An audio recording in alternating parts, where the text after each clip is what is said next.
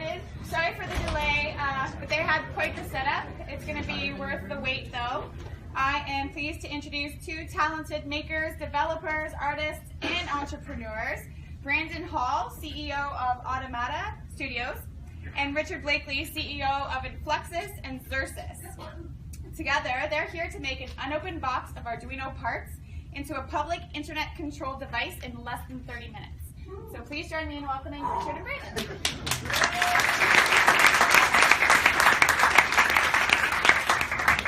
Thank you, guys. I'm very, very honored and happy that you guys came today to see this. Our goal is to help to inspire you and see that you can do create really amazing experiences very quickly. I guess here we go. Yeah. So who are we, guys? I'm gonna hand this to Brandon. Let him explain Automata. Automata, yeah. It rhymes with Manamana. Easiest way to remember. We are a Washington, D.C. based software development company that likes building all sorts of random, insane things. We helped build the face of Watson, and pretty soon are going to be able to start showing off all the crazy things we've been building with Richard and Influxis. We're really excited to start taking the things that I've been doing in my art for the last few years and start bringing it to the commercial world in really fun ways. Cool. Influxis, you guys may know us over the years. We've evolved, obviously. We're essentially an online service platform for streaming and real-time communication. We started back in 2002. We were the first company that cared about streaming and video, and one of the first sponsors of FITC since day one. I don't know if you saw Sean's presentation, but we were like in half that thing. And so we love Toronto, love you guys here. We also provide streaming solutions for highly creative challenges, and it's kind of pushed us to where we are today, and involving, creating new online services, new online platforms to make this a lot easier and more easier to access for people. So, You're still on the line. Oh, sorry about that.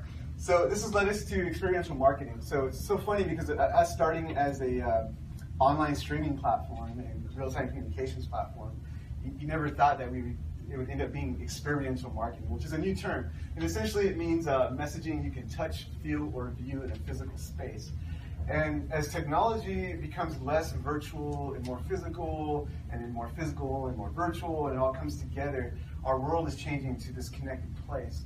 And digital creative people like yourselves are the ones really pushing the experiential marketing side of things. So we're really excited to be involved in this. And some examples of this, he has a lot, we have a lot. Over the years, we've done lots of different cool things. You can see some of the case studies we've done on our website as we've done this. And by the way, we didn't sign up to be an experiential marketing company. We just wanted to help our customers do cool stuff. And so we ended up doing all these really amazing things.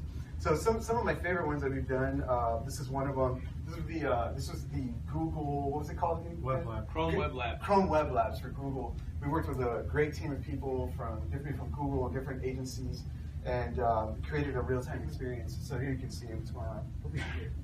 You guys hear? Audio?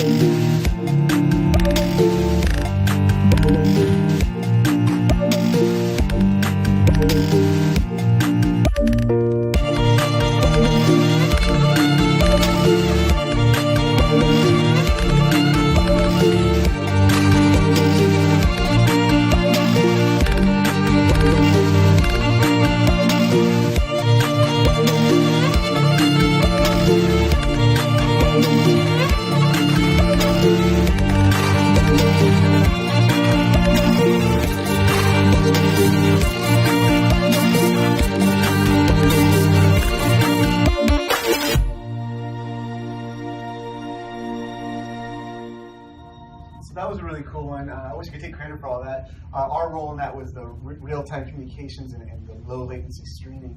But there was a really amazing team of people involved in that one. This is another really cool one we worked with Brandon's team on, and I'll let you explain it. Sure. Explain it after? Just start playing and I'll explain it as it's going, I guess. So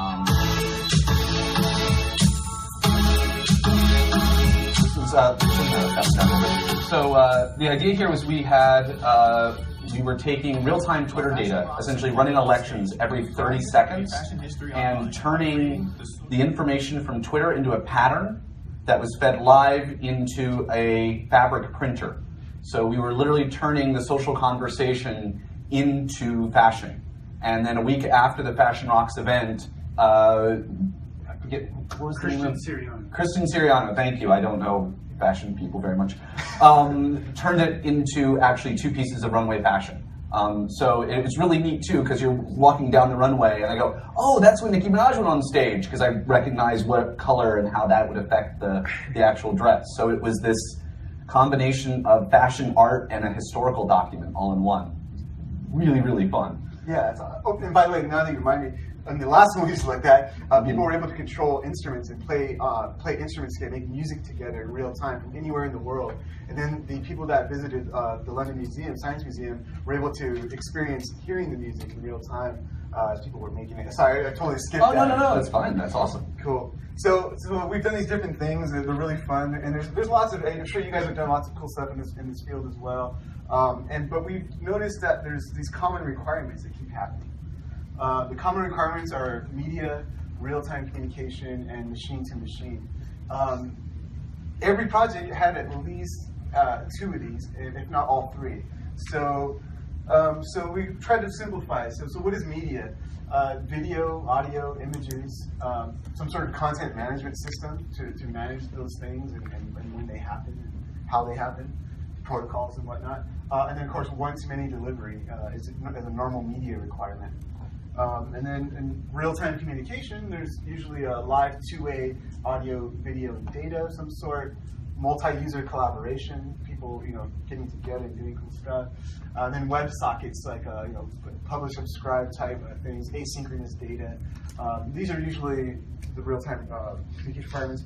Then, of course, there's machine-to-machine, essentially machines that interact with network-based data and sometimes affect other machines and devices.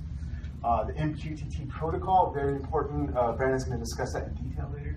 And then I don't know if I like the term or not, but Internet of Things is kind of what is now defined as machine-to-machine communication. So these common requirements led us to want to make this very reusable, very accessible, and very quickly able to do really awesome and impressive experiences. And it led us to create the event platform. And together with Brandon, we've teamed up and wanted to create this thing. Now, this is not a sales presentation, so I'm not going to go into video and WebRTC and those other things. We really want to focus on the bots to bots and minutes, which is the IoT aspect of things. So now let's breathe life into something. That's my iStock photo thing I got there. So I'm going to hand this over to Brandon, and let's get started. Let's get started. So what we have here, nothing up the sleeves. We've got a little baggie of goodies that I think you can talk to the Influxis booth about. Correct. You guys, we're giving away Arduinos and a starter kit to just immediately get going.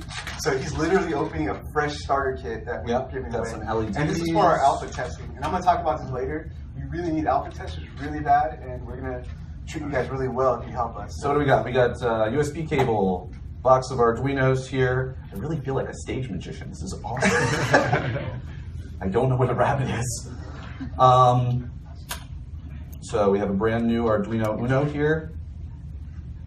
Stickers, if anyone wants to see the stickers, I've got them everywhere in my house. I don't know how many of these I have. And so we're gonna put the Arduino here. Little trick I use when I'm building things. I'm just gonna rubber band it in place. There we go.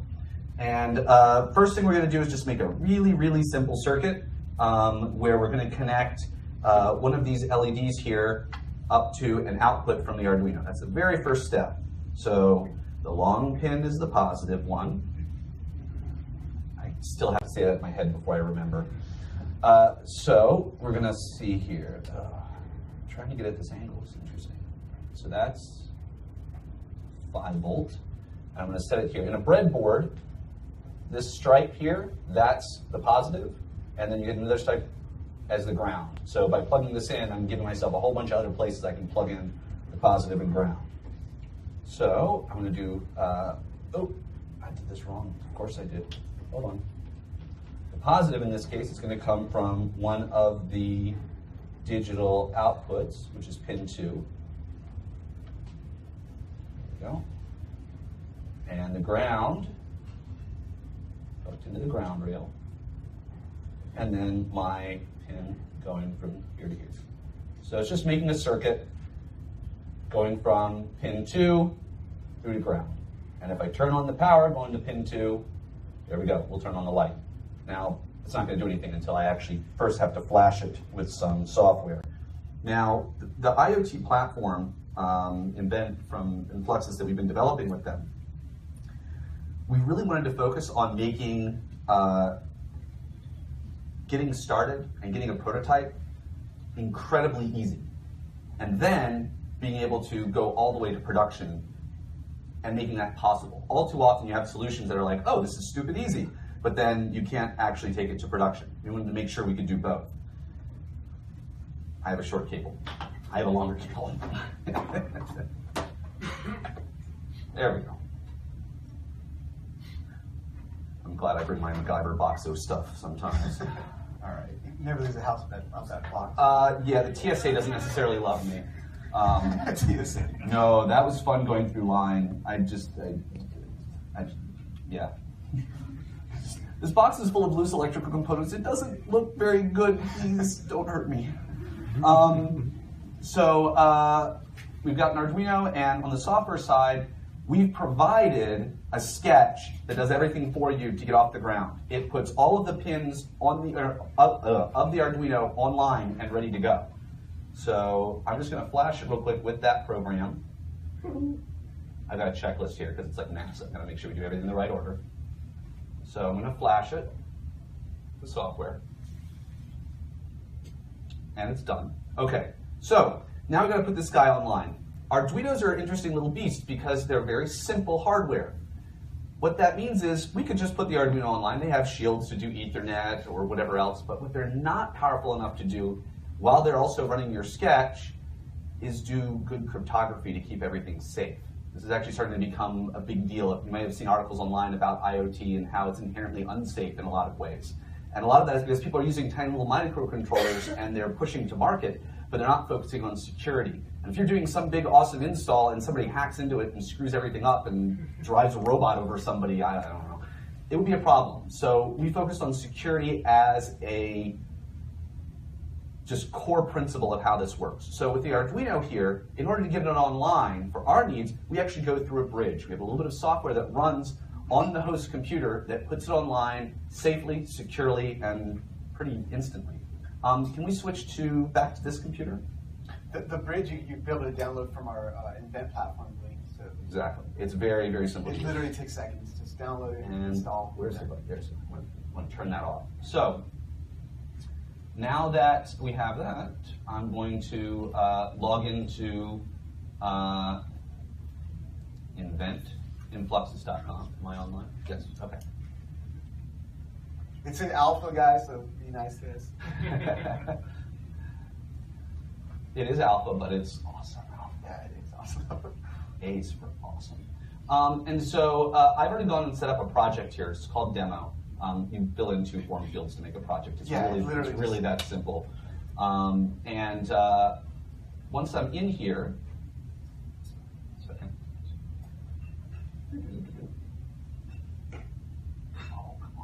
there it is. Okay.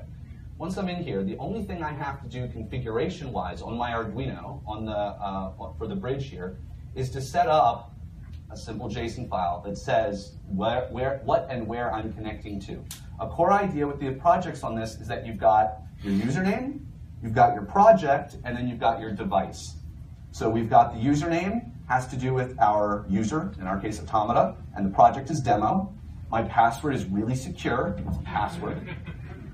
And then our device itself, which is listed here, is Arduino. That's the device. The only other thing that's important is saying, where is that device? And when we run the bridge, if we got that wrong, it'll tell you. We made it very, very friendly. The guy that did most of the dev on that for us had a lot of fun writing very enjoyable error messages.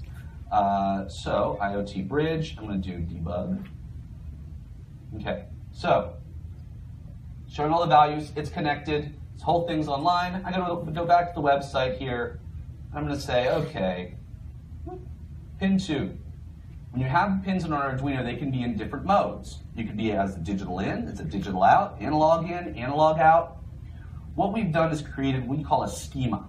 And the default schema we call pins. All pins does is expose all of the pins on the Arduino to the Invent platform. It doesn't assume you're doing anything in particular with them. It just says, hey, pin 2, and you can control it. In this case, I'm going to say that pin 2 is a digital out. And now that it's a digital out, I can click a button.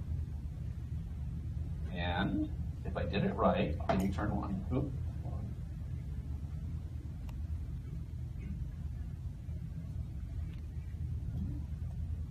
Did I do pin 2? I did pin 2.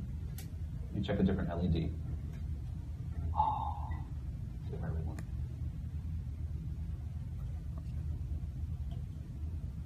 That's, oh, because I didn't put it to ground. That's why. I'll go back to the green one. Trying to do it at this angle is really hard. Can you please give me a break? There we go. Okay. So that's hooked in now. I can go off and on and off and on. We put the little LED online. We're controlling it through the internet. That's not it though. No. So that's interesting. Not really. Blinking light's the hello world of the IoT realm. Like, yeah, I can turn on a light. I have a switch that does that at home. Let's make this a lot more interesting. Now, a really quick crash course in the technology that we're using behind this is, if my computer stopped freezing. Oh, it's because it's switching back. Oh, it's switching back, okay. Ooh. MQTT. It's a TCP-based protocol. It's super lightweight, and it's based on publish and subscribe. If any of you geeks know the observer pattern, that's exactly what this is.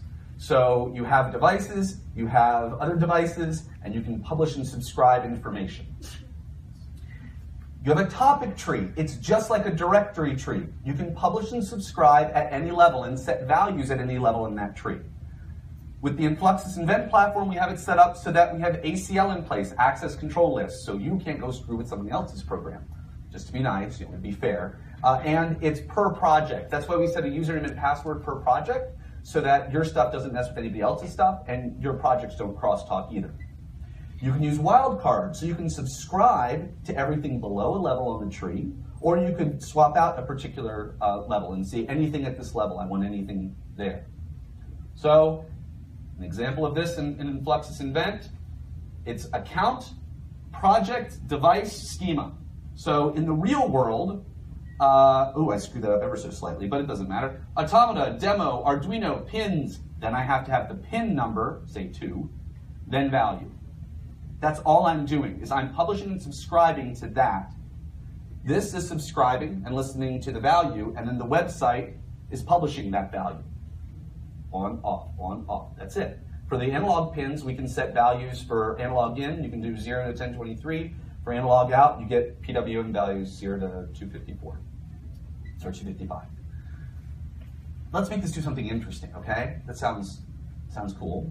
Now, because it's just publish and subscribe, and because MQTT is actually a fairly well-supported protocol, again, made by IBM, there's libraries for this all over the place. And in fact, there's a really great one called Paho, which is made by, let's see here, Eclipse.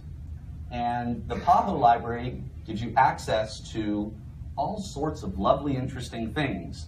And making MQTT online, done with, JavaScript, Python, and a couple other language bindings. So here's our goal. We want to make a Twitter-based voting system. What we're going to do is have a Python script that just looks at when a particular hashtag happens. We're going to do FITC Toronto. First thing we're going to do is we'll just simply make this light blink whenever that hashtag comes in. Okay? I don't have time to get through all of the code, but I'll be open sourcing it to show how it all works. Now, we're already wired up to go here. All I need to do is to go to the program itself and run it. So, demo.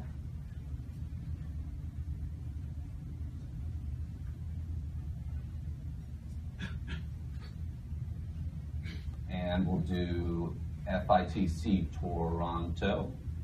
And then we're going to look at just food and bar. We'll talk about what those are in just a second. Now, starting up the demo. Now, if everybody has their phone, go ahead and tweet. Just use the hashtag FITC Toronto. And if anybody tweets it, it'll show up on the screen, and it'll blink. Come on, somebody. So nobody can type fast enough? FITC Toronto. So hashtag FITC Toronto and then either foo or bar in it. Either foo or bar. Either foo or bar. Yeah. Sorry, I have to make you look dumb. I'm sorry. Oop, I have to move this. Sorry. Oh, there we go. So we're getting the tweets coming in. Now let's make it a little bit more interesting. Now by default, we're just turning pins on or off. Thank you, Sarah and Echo and Lucy. Thank you. See, it's starting to go nuts now. So now, whoa. Hi, is that me? That's you? Okay. So now we want to make it so we're going to be voting with this instead. So we are getting votes coming in, but we want to do something interesting with them. And that interesting, let's see. An arrow here. Richard, could you put our signs up? Sure. Thank you. So what I have here is a little device called a servo. Anybody know what a servo is? Yeah? So it's a motor. I can control exactly the angle of it with code. Hey, that's kind of neat. So we're going to make the vote here, rather than being foo and bar and looking silly, we're going to vote on our favorite part of the conference, whether it was the art or the technology. So I've just got the arrow attached here. Let's see here. Oh, where is my tape? Sorry, I have to jump behind the curtain.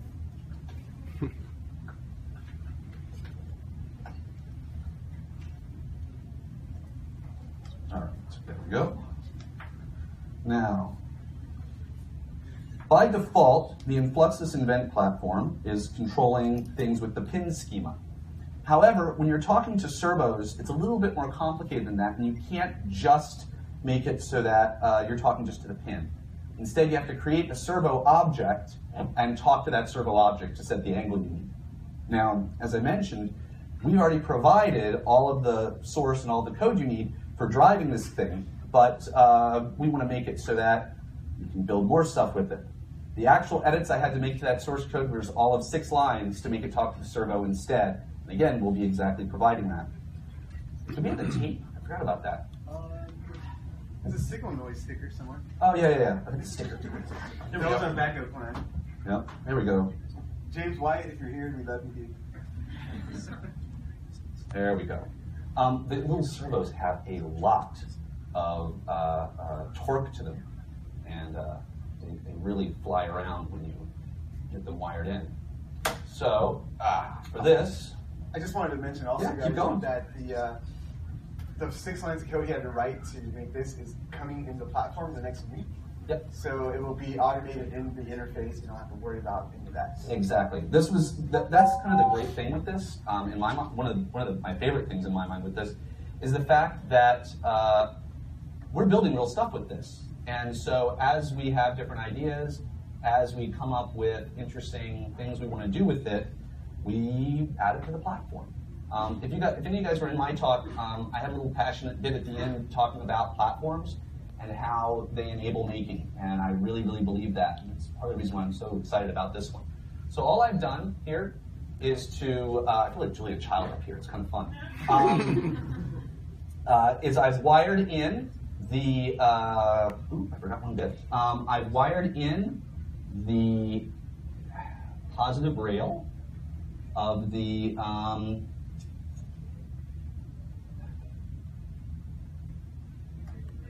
Arduino, and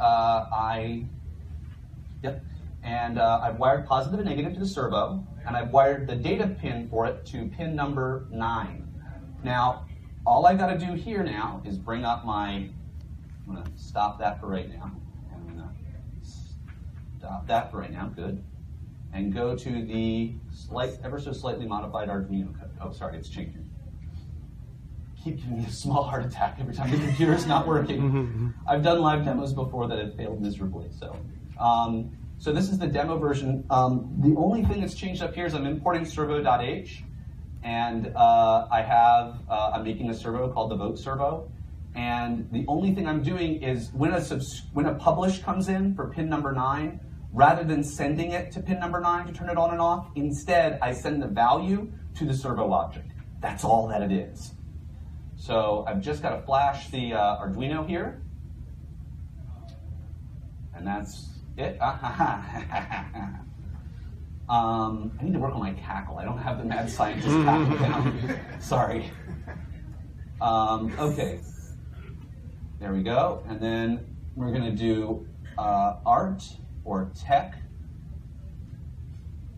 And it's connected. It blinked. Okay. And then if anybody tweets FITC Toronto, art or tech, I might have inversed the two. Oh, there we go. Tech to art. Art. People are going crazy for art. Art, a little tech. A little tech.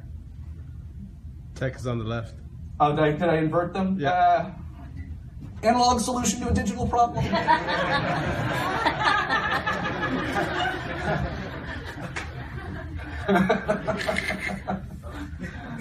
So there we go. We're seeing a live tweet battle going back and forth. It's 50-50 between art and tech, and so it's just going to keep sending that back and forth and doing its thing. I want to tell you, while there's a certain amount of the demo here that was pre-baked with the stuff in the demo, it's mostly because I don't type that quickly. We really did make all of this just since we've been here. I scared Richard to death. I'm incredibly excited about this platform because it allows you to start making really fun things really, really quickly. So yeah, there we go. So there you go, guys. Twitter powered.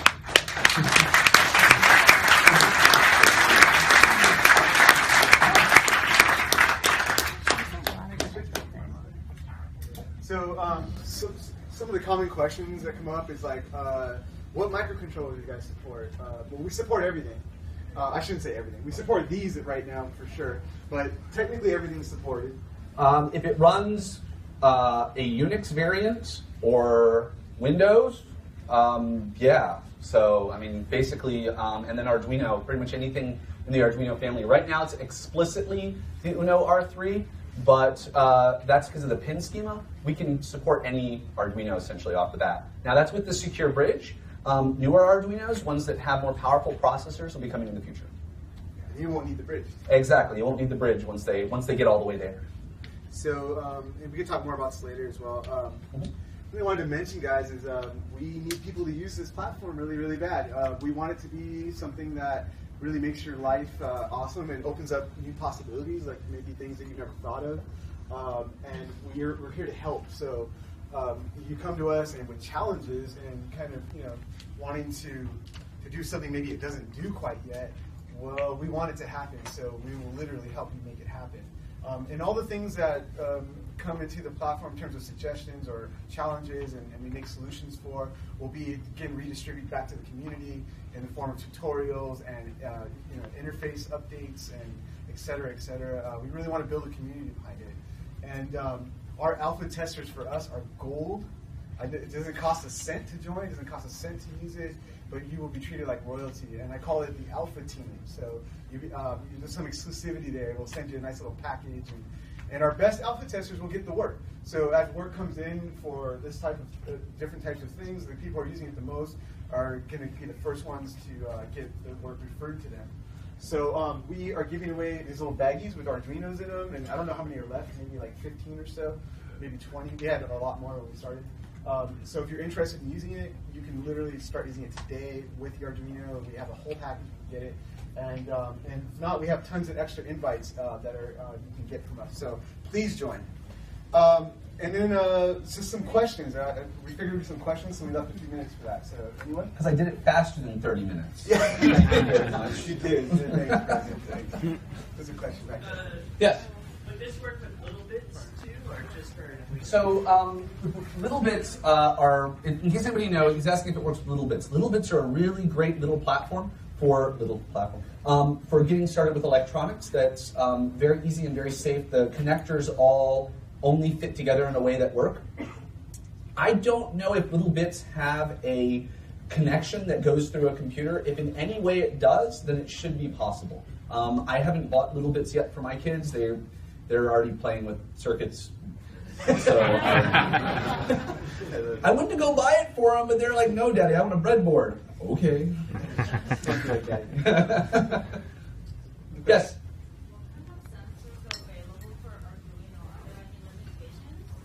Are there any limitations in what sensors are available for Arduino? Well, there are a lot of different kinds of sensors available for Arduino. Photo sensors, movement sensors, flex sensors, force sensors. Huge amount of analog sensors out there are, they're essentially what are called variable resistors. So they change resistance according to what kind of input you've got. And one of the reasons why this platform is so inspiring to me is because it's building on top of an already amazing platform with Arduino, because there is so much available out there. The biggest issue you'll have with working off of an Arduino directly is that each one of the output pins here can only provide about 40 milliamps. So if you want to drive, like, say, a 1,000-pound linear actuator, like I do sometimes, you need to do some extra circuitry to have it control it, but you're not limited. You can still get there from here. Yes? Earlier today we saw a presentation from like the Intel Edison. Yes. It had Bluetooth and Wi-Fi built in and everything. Yep. Is that something that's intended for the Arduino eventually as well, or are they intended to work together, or is that something separate entirely? So, as I understand it with the Edison, it's a platform akin to more like a Raspberry Pi, where you have so many things you can build on top of it, more like a full OS. I don't know Edison super well. I just heard about it recently. But if it's powerful enough to run full Wi-Fi on its own, it probably has enough juice to do the crypto on its own. And so it could be another client platform for it, no problem. Yeah, I'm excited to play with it too, new toys. Do you have a question also? Oh, yes? Yeah. So you said your platform is special because it allows you to start easily and Yep. then scale. Yes. Can you talk a little bit more about why it's so easy to scale with your platform? So why is it so easy to scale? There's a few different things. One, it's inherent to the platform itself. MQTT being very, very lightweight means that people do silly things like put a public MQTT server up there. The Eclipse project has a couple of them that anybody can just use. And they just have it sitting up on the server and it's not breaking the bank. So that's one thing. Another thing with the protocol itself is there's a lot of really intelligent things built into it, such as one thing that's called a last will. So the protocol itself has the concept of if something goes offline, here's what should happen automatically. In addition, adding devices is really easy with the scaling, so you can do backups of your hardware and have multiple things to do it. Another big thing would be just the scale of the servers themselves. These guys have been doing online streaming for ever, yeah, approximately. In internet time, it actually is forever.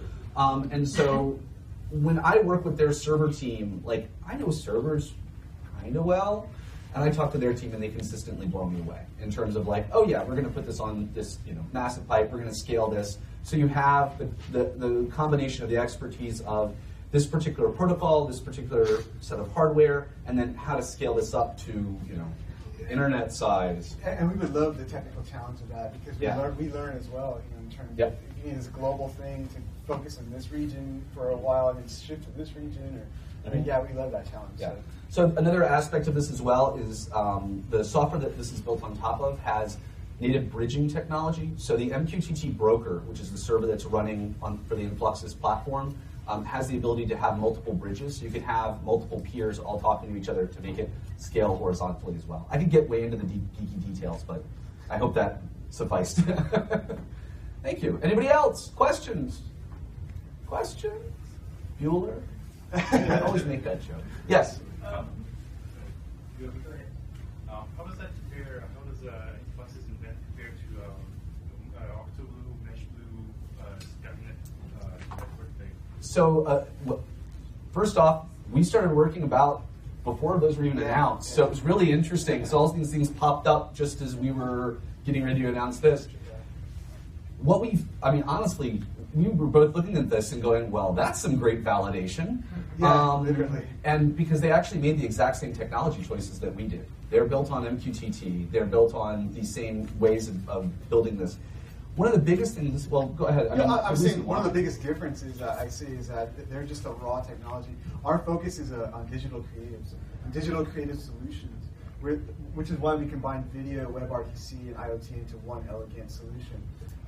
Octoblue's awesome, and it works well. It's strictly for IoT. So ours is more around the digital creative realm, and that's our focus and that's our intention.